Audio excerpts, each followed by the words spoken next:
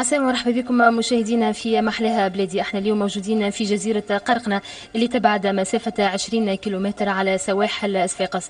اليوم باش نكتشفوا مع بعضنا سحر وجمال هالجزيرة، باش نشوفوا ايضا الفولكلور الشعبي، اللباس التقليدي، وزاد الاكلات المعروفة بها هالجهة. تزخر قرقنة بالعديد من المعالم الاثرية والتاريخية. باش نشوفوا مع بعضنا برج الحصار ومتحف الجزر بالعباسية. رحلتنا زادة باش تكون بحرية، باش نمشيو نصطادوا الصيد البيولوجي أو التقليدي بالشرافي، وباش نكتشفوا العديد من الفقرات الأخرى اللي باش نشوفوها تباعا في حصتنا اليوم.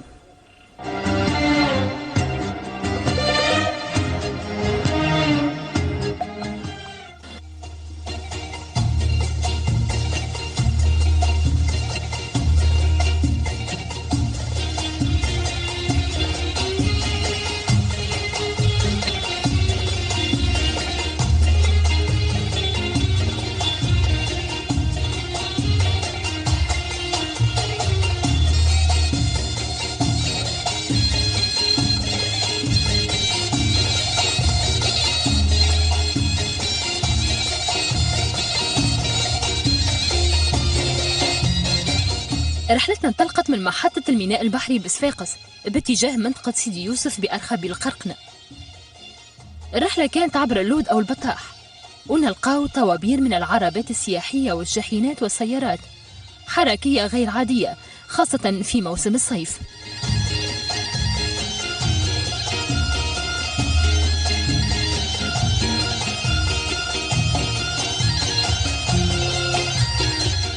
رحلة جزيرة قرقنة تستوجب ساعة زمن تقريبا، لكن جمال وسحر البحر والأجواء المميزة في البطاح ما خلتناش نحسوا بطول الوقت.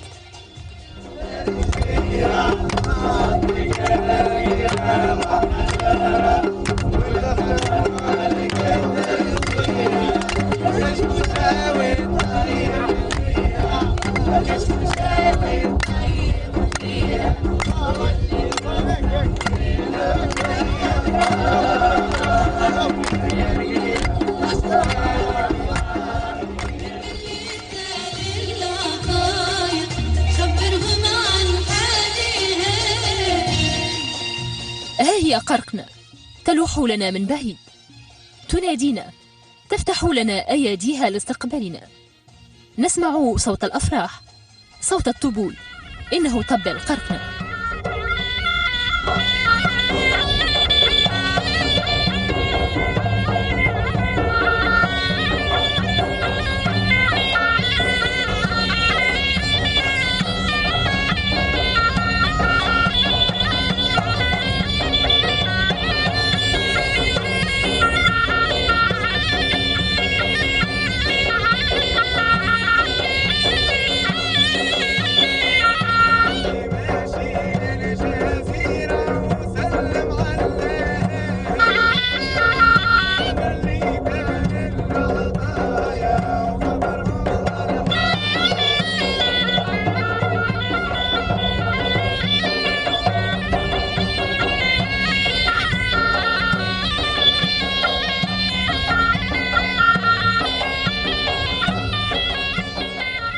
تشتهر جزيرة قرقنة بمخزون فني إبداعي وبموروث شعبي يحرص أهاليها على جمعه وتوثيقه وتعليمه للناشئة، ويعتبر الفولكلور الشعبي من أبرز خصوصيات هالمنطقة. احنا نختص يعني في حفظ التراث وجنرال فولكلور قرقنة، ونحاولوا يعني لماكس انه الواحد معناتها ما يضيعش كل شيء، خاطر الفولكلور نتاعنا قاعد فيه جزئيات، برشا جزئيات وبرشا حكايات قصة تنقرض، معناها يعني الواحد لازم يحافظ عليه. فهمت؟ في عرس مثلا فرح ياخذوا اغنية تراث يعني قرقني، ما تخرج لصفاقس ولا في تونس مثلا اغنية ديما ربوخ، فهمت نتاع شطيح نتاع جو، معناها مش مختلف. معنا عراس هوني في قرقنة مختلفين على العراس في صفاقس. وسام، لو كان تحكي لي على اللبسة هذه الخاصة بكم. والله هي لونها احمر وابيض، اول حاجة نعرفها اللي هي ترمز لتونس بالطبيعة. تبدا من هوني كبوس وهذه النوارة، القشطة، يعني هذه الفرملة، سوريا، وهذه الحزام، وهذه جلويد من لوطاس بدري. بدري مويتي لبسه. مويتي في الباقي. الأغنيات هذوما يرمزوا لتراث قرقنة وبالأخص الفلكلور القرقنة، كما مثلا أنت نرجع فيك اللي هي أغنية زمنية معروفة في قرقنة برشا، كما لماش الجزيرة اللي هي تمثل قرقنة، كل شيء جزئيات من قرقنة. وكما مثلا عندنا يا شباب اللي هي حكاية قديمة ترمز قصة حب. وعندنا برشا أغنية آخر كما مثلا شط قرقنة اللي هي ترمز الشطوط اللي في قرقنة الباهين، وبرشا أغنية آخر مازال زلنا.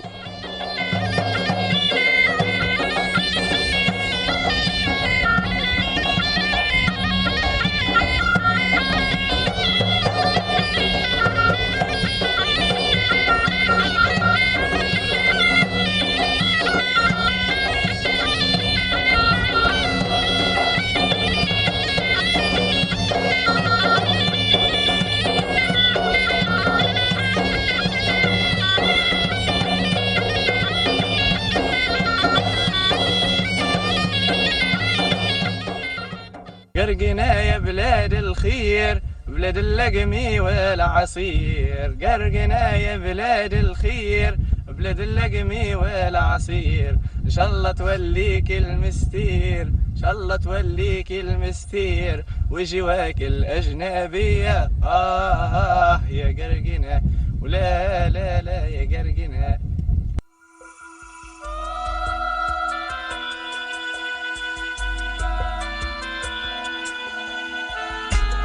تتميز قرقنة بطبيعة خلابة وبمناخ معتدل، خليها تكون وجهة مفضلة للسياحة والترفيه ومقصد لقضاء العطل وطلب الاستجمام.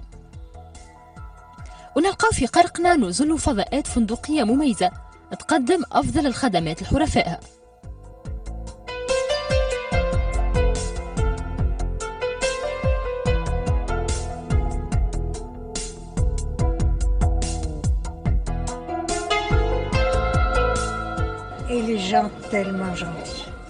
الناس هنا برشا طيبين والفضاء بديع، وأنا ديما نقول اللي قرقنة هي جنة على الأرض يلزم نزورها.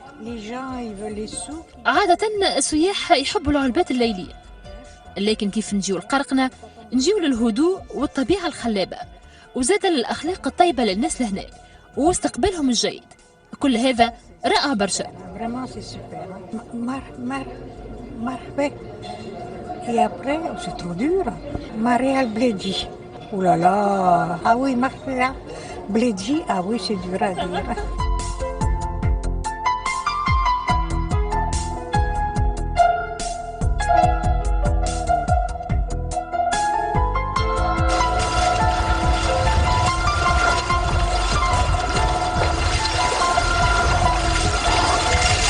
محلاها بلادنا.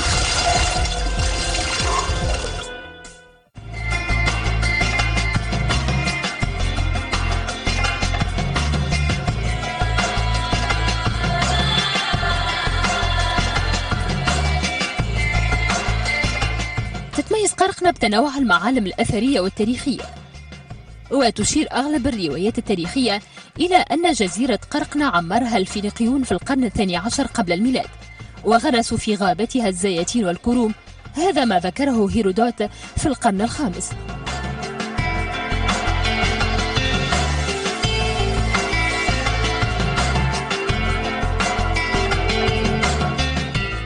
في هذه الجزر التي يشهد ماضيها التليد على تعقب حضارات أثرت وأضافت للتاريخ، ترعرع التراث الأصيل بين غابات الزيتين والنخيل وأشجار التين.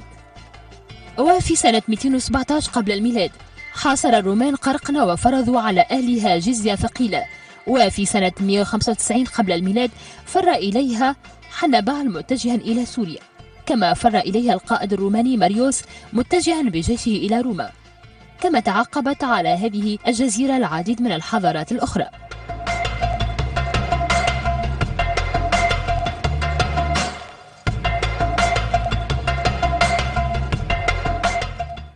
قرقنة تمتع بحضور إنساني قديم وفيها عديد المواقع الأثرية ترجع حتى إلى فترات ما قبل التاريخ، هذا ما أثبته السيد رضا بوصفارة من المعهد الوطني للتراث.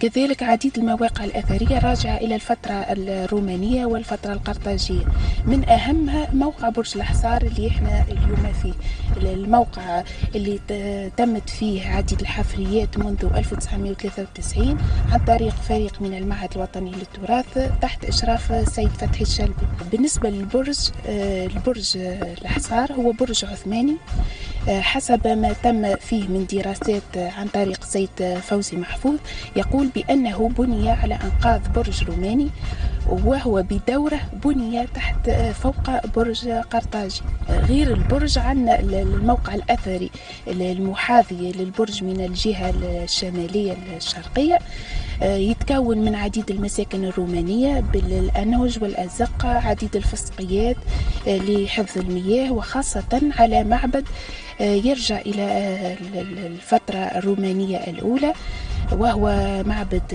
ميترا، معبد مياه به عديد المكونات وبه مذبح أين كانت تقدم القرابين لهذا الإله.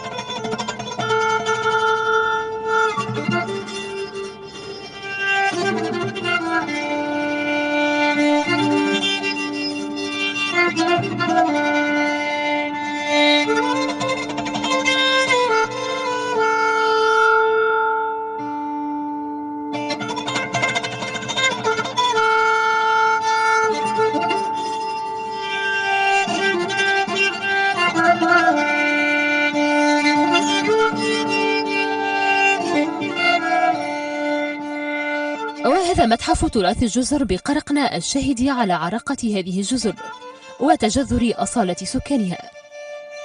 المتحف فضاء احتضنته طبيعة خلابة جمعت بين الخضرة وزرقة البحر، تختزل ذاكرة الجزر وتعيد صياغة عصورها وعهودها الزاهرة بأمانة ووفاء، وتخليدا لمن مروا من عظماء عاشوا بهذه الجزيرة. فأرجاء متحف تراث الجزر المتوسطية بالعباسية تحكي حياة سكان الأرخبيل، ففيها تجتمع الأسطورة بالواقع.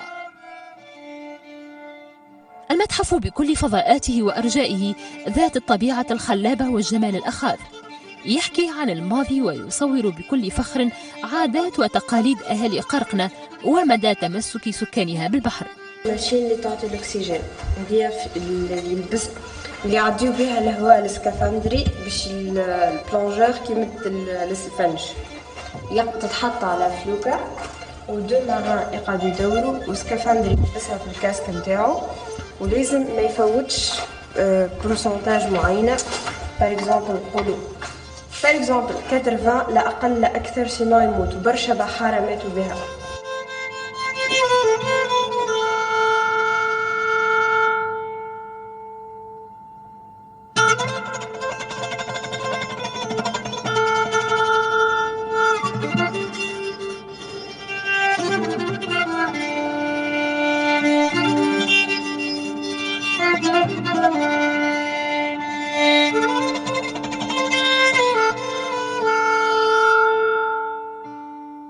سنة شنو نلقاو في المتحف هذا بالضبط؟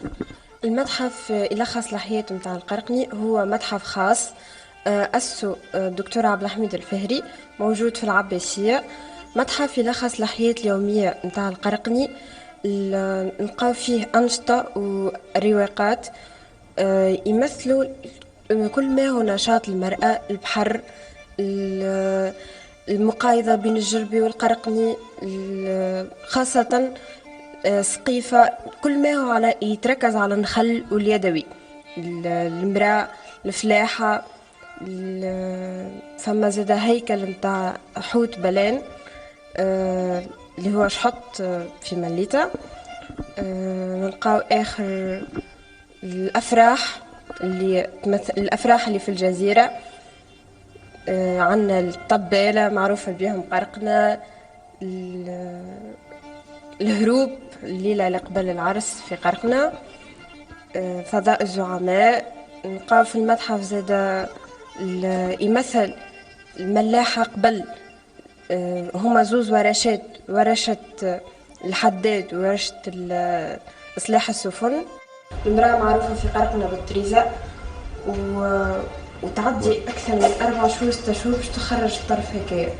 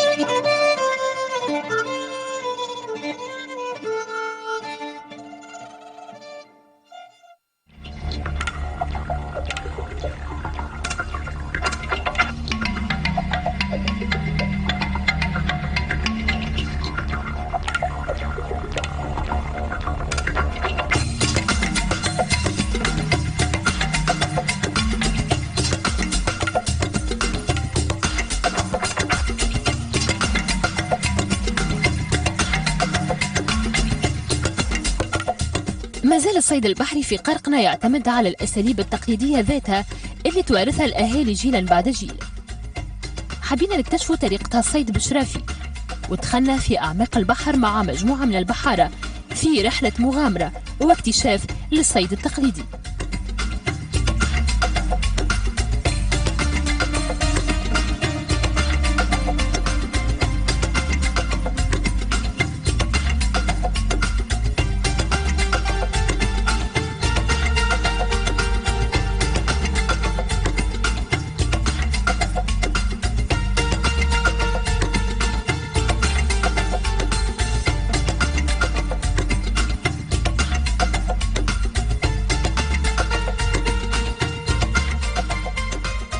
حافظ سكان قرقنة على هالطريقة التقليدية في الصيد البحري منذ مئات السنين، والمتمثلة في نصب فخاخ للسمك تعرف باسم الشرافي، وهي ذات الطريقة اللي تم استخدامها الفينيقيون منذ أكثر من 2500 عام. وتقوم شرافي على زرع ورق النخيل في البحر على شكل سهام ليكون طريقا يمر عبره السمك ويصل مباشرة إلى الدرينة التي تشبه الأقفاص، ويدخل إليها السمك ولا يقدر على الخروج منها بعد ذلك. هذه الرجل متاع الشرفية اللي تطبعها الحوتة باش تدخل الدار متاع المصيد متاع الشرفية. بعد ما تتبع الرجل تدخل الدار الكبيرة، بعد تدخل الدار الصغيرة. وقت تخرج معناتها من الدار ساعات، وقت تخرج من الدار فما الخراج هذا معناتها تتبع الخراج وين تمشي البيت صغيرة يقولوا لها الجربي معناتها.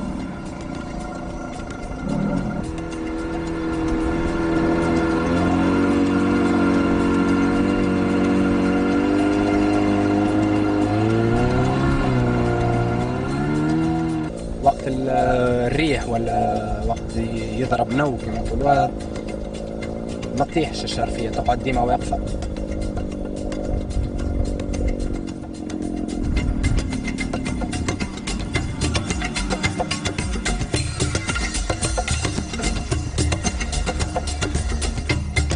وفي التاريخ تقول الأسطورة أن بدايات الشرفية ترجع إلى القرن ال17 أثر اقتراح الأمير عزيز عثمان على البي تقسيم ضفاف البحر إلى أقسام صغيرة يمكن لسكان الجزر استغلالها لصيد السمك. تمثل جزر قرقنة وسطا بحريا ذي خصوصيات بيولوجية نادرة جدا وفيها ثروة إيكولوجية استثنائية، هذا بالإضافة إلى الممارسات التقليدية المحلية الفريدة.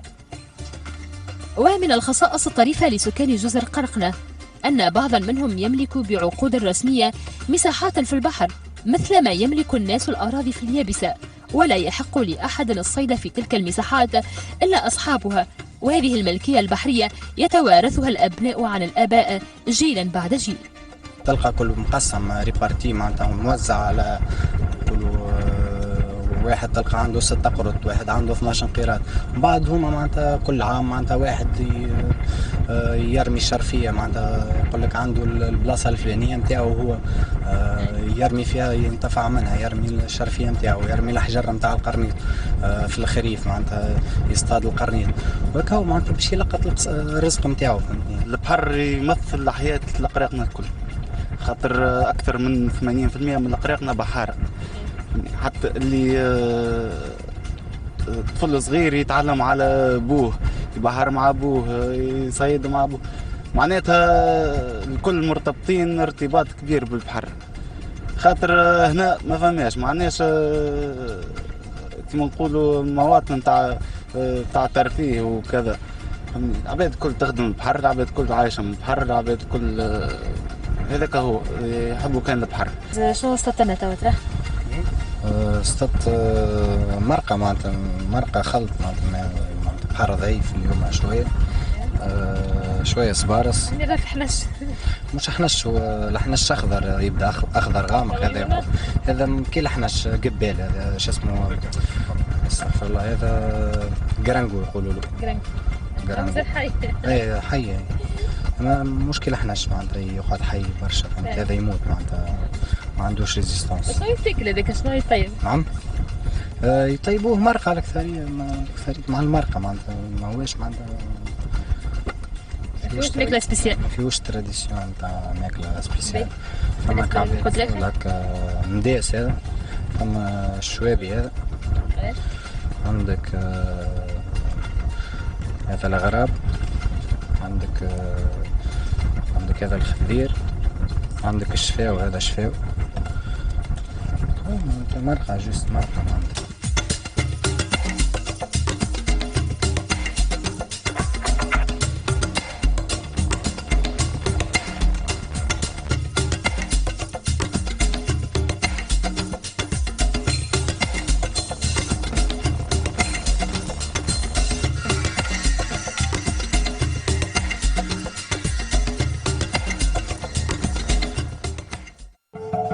اشتهر سكان قرقنة بصيد القرنيط، ويتفنن أهاليها في صنع أطباق مختلفة من القرنيط والسمك مع الحساء أو مع الكسكسي أو المرق. احنا ناس عايشين في البيئة متاعنا، عايشين كما احنا من البحر نصطادوا وبعدين نخرجوا نطيبوا المرقة متاعنا. المرقة متاعنا قرقنية، التكاليف متاعها والكل متكلفة من الجزيرة. ناخذوا الحوت الموجود اللي قدامكم، قشروه وتكون منوعة من البحر من البحر، قشروه ونظفوه بعدين نملحوه.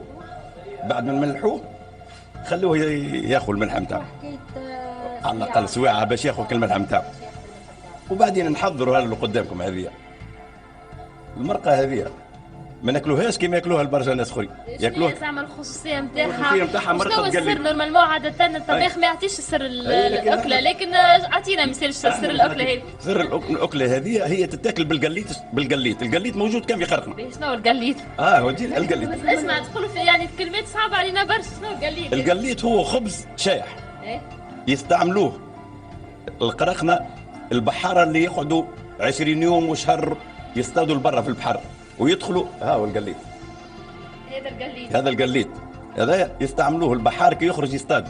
احنا عندنا بحاره تخرج تقعد 20 يوم ولا حتى شهر، يهز شكاره بالقليت. هذا يطيبوه خصيصا يابس ولا يقعد ايامات؟ خصيصا يابس، لا يابس. هذاك تعمل لي هكاك ويقعد شهر شهري حتى 3 شهور. قد ما يقعد قد ما يولي خير، قد ما يتبنى. نحن نقولوا احنا هذاك حتى في الليل يقعد يقرمش كالبسكوي. عندنا احنا هنا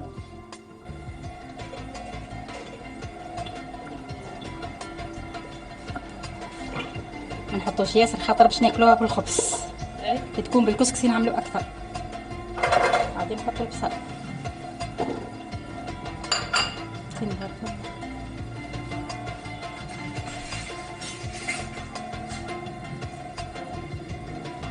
نحطو الثوم.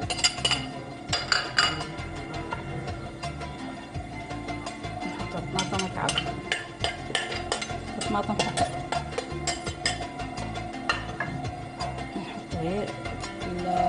الكمون والتابل الكعب. تابل الكعب مرحي. نحطو اللحمه.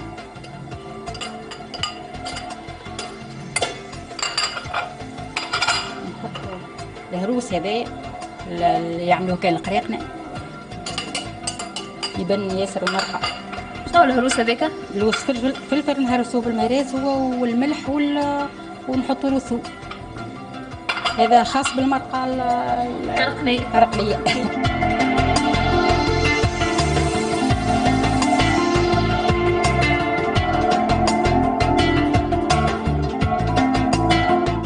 توا حبيبه باش نحطوا الحوته. باش نحطوا الحوت.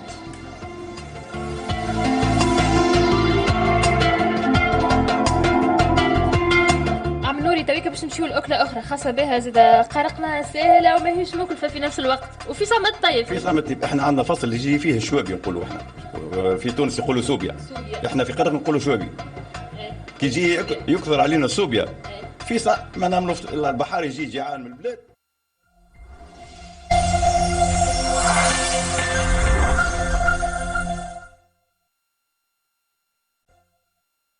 من البحر يجي يروح تعمل له مرته أكلة خفيفة سهلة. شنية كعبتين معناها سوبيا، قشرها وترقلهم وتنظفهم، تحضر طرفة طماطم، شوية فلفل، شوية ثوم، وتعمل له في بيت طاجين. احنا نقولوا في قرقنا نقولوا هي بوالا، احنا نقولوا طاجين في قرقنا.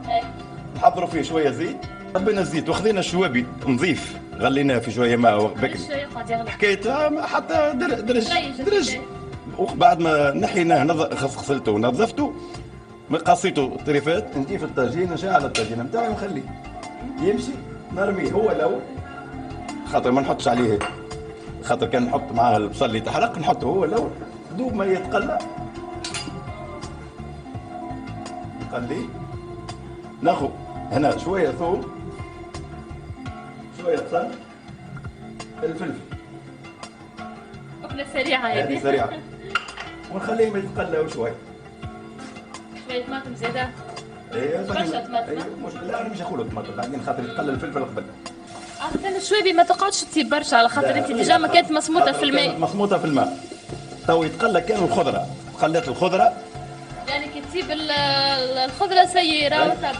ايش حضرت انا؟ حضرت شوية طماطم منها. هذاك باش نحمر بها الصوص نتاعي. لا نحط له لا طماطم، كانت طماطم حكه هذاك.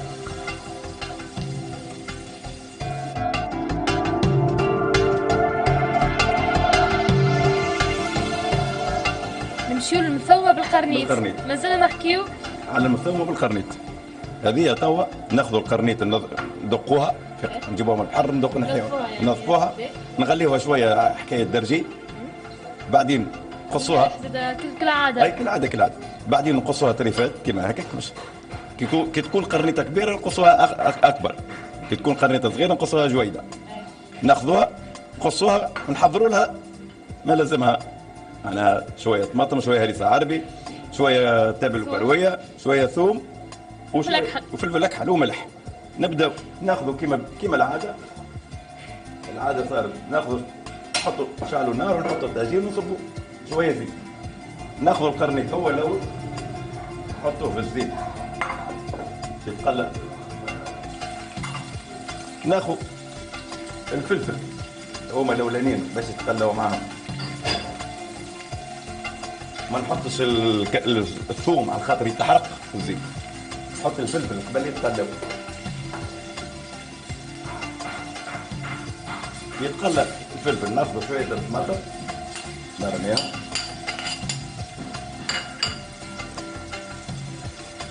بعدين ناخذ شويه الثوم، طماطم حكه مش برشا باش ما تجيش قاسي. بعدين نفوح شويه فلفل اكحل، شويه تابل وكرويه. الا هريكه العربي دياري، هذه دياري زعما تكون ديالي. ايوه ما نعملوش برشا باش ما يجيش حر، فما اللي ناكلش حر حسب الذوق. ونقصوا في الملح على خاطر الهريسه فيها الملح. والقرنيط مطلوب بالملح. من المفروض ما تنجم تحط الملح كان وقت الذوق. صب لها المرقه الماء نتاعها مسخون. هذه تغلي شويه على خاطر القرنيط.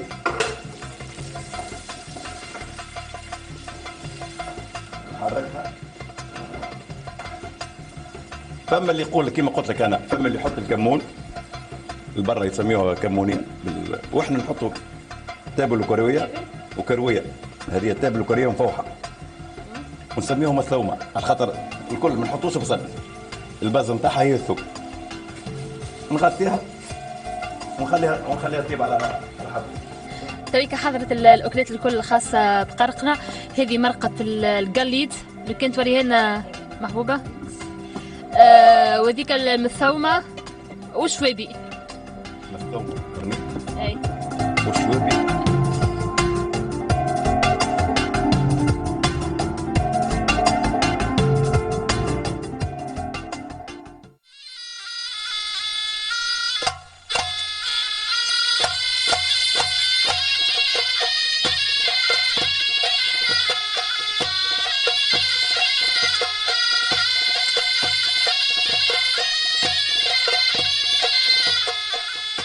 احتفظت جزيرة قرقنة برشا عادات وتقاليد تحرص كل العائلات على إحيائها في كل المناسبات، وهي اللباس التقليدي اللي يمثل مخزون حضاري متنوع بأشكال وألوان وتصاميم مختلفة.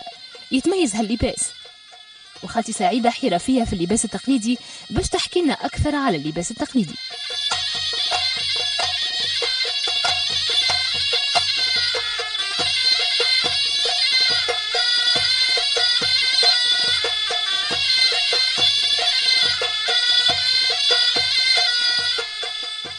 عندي 20 سنة ولا 25 سنة.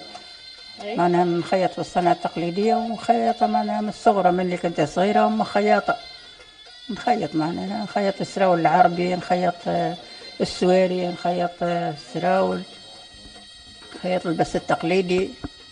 تخيط كل ما هو لباس تقليدي خاص بقرقنة، رجال ونساء. ايه كل نخيطوا لباس قرقنة والكل كامل، السراول العربي للسراول هذين اللي بالركام كل شيء نخيطوا معناها. ايه هذه شنو هذه يا خالتي سعيد؟ هذه جبة غولي. هذا في الغولي. علاش تسميها جبة غولي؟ غولي منور. منورة. غولي منور. هذه يلبسوها القواسمين. شكون هم القواسمين؟ ولاد القاسم. ولاد القاسم. ولاد القاسم يلبسوا شطر بشطر. هذه لبست ولاد القاسم شطر بشطر. يلبسوها كان هما وكان يلبسها غيرهم. اي الناس الكل تلبسها، اما لكن ولاد القاسم معناها يحبوا هذا شطر بشطر. اي شطر بشطر يحبوها القواسمين. وقتاش يلبسوها خالتي سعيد هذيك؟ يعني تلبسها العروسه والا الحذاره والا تلبسها في المناسبات العروسه، واللي يحب يحضر بكسوه عربي يلبس. معناها العروسه واللي يحبوا سابق الحال كانت الكل لبستنا هذه. وانت ذولي اللي تطرزها؟ انت اللي تعمل التريزه نتاعها؟ هذا التتر هذا انا عقدوانه. شنو هي التريزه هذه؟ شنو اسمها؟ هذه عدسه وخيطه وكخيطه على الواحد. هذا نخدمو انا هذا. ما كريت شي توقل برا في نخدم فيه بالكروشيه نخدمو ونركبو. وهذه الكوفيه تلبسها العروس يظهر لي ليله النزوله تسميوها هكا ليله النزول ولا عندكم اسم اخر؟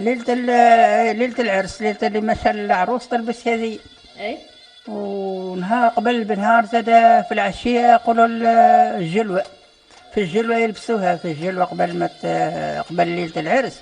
نهار الجلوه تلبس هذه، وليله العرس تلبس هذه. هاو في صفاق زاد عندهم كيما هذه كوفيه، شنو الفرق ما بين الكوفيه الصفاقسيه والكوفيه القرقنيه؟ وهذه والله احنا هذينا تقليديين، انا هذه طلعتها انا، هذه خادمتها انا.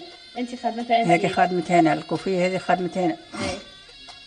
هذه. وفي الصفاقسيين عندهم الكوافي الكوفيه توصل حتى المليون، على خاطر مطروزين بالفضه وفيهم بالذهب وكوافيهم غاليين. به يعني كل قدير وقدره، تنجم تطرزها بالفضه، تنجم تطرزها بحاجه اخرى بالعدس، باللي نجم بالواحد باللي يقوى يعمل. احنا ما نقواوش نعملوا بالفضه والذهب، نعملوا هكا تقليدي بالحقيقه تقليدي هكا هو برا. هذه نقولوا لها جبه نص بنص، يسميوها جبه شالي.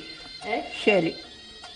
وقتاش يلبسوها وقداش عندها جبات؟ يلبسوها هذينا كانوا سابق يلبسوها لباسهم هي، هذه معناها ما عندهم روب لا عندهم شيء، عندهم الجباب، عندهم الجباب هذينا كل واحدة تلقى ضربة جبة وسورية تحت منها، معناها هذه لبست الزمنيين الناس السابقة، الناس السابقة الكل يلبسوا هذينا، ما يلبسوش حاجة أخرى، الكل هكا شطر بشطر وتلقاها بالخدمة هذه الخدمة هذه زمنية. لكن تو تغيرت ما عادش يلبسوا هكا. لا تو ما عادوش يلبسوا هكا، تو كي هذه نخليوها هكا معناها الواحد يتذكر بها معناها الحاجة، على خاطر هذه زمنية من الزمنية الأولى. قداش عندها تو هذه عندك؟ هذيك مطلعتها أنا. قداش عندك من اللي طلعتها؟ برشا؟ تو يجي 10 سنين ولا، المهم معناها مقلدتها أنا على جبة تقليدية، على جبة معناها من سابق هكا الجباب الأولين الزمنيين، خذيت جبة نقلت عليها.